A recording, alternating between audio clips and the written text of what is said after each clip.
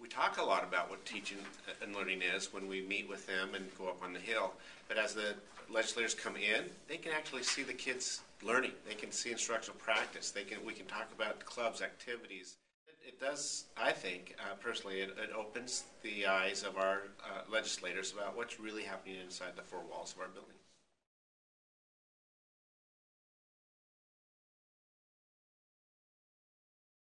All the research and information that we see always points to the importance of the principal as the building leader.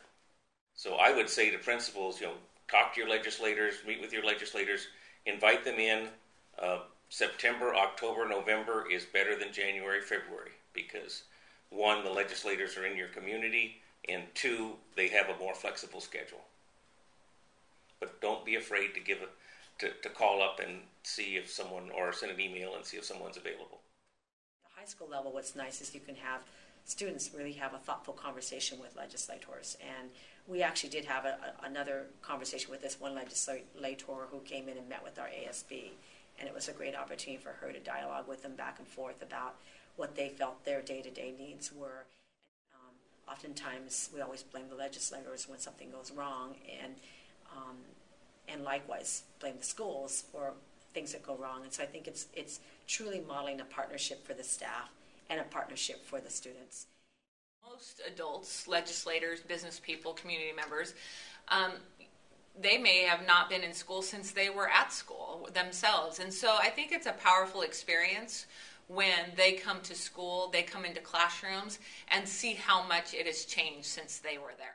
When you go up to the Hill, you have 3 or 4 or 5 minutes to talk about one particular topic, and it's really not a dialogue, whereas if they're in your building, it's more of a dialogue.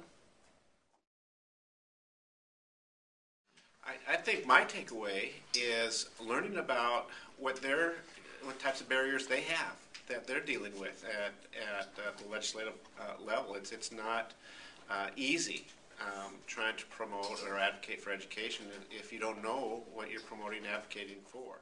You take away that they do think that what we're doing is important and that they will advocate. If they're more knowledgeable about what we're doing and the challenges that we face, that they'll advocate for us when they're in their committee meetings and when they're voting and see the real life people behind what the vote is.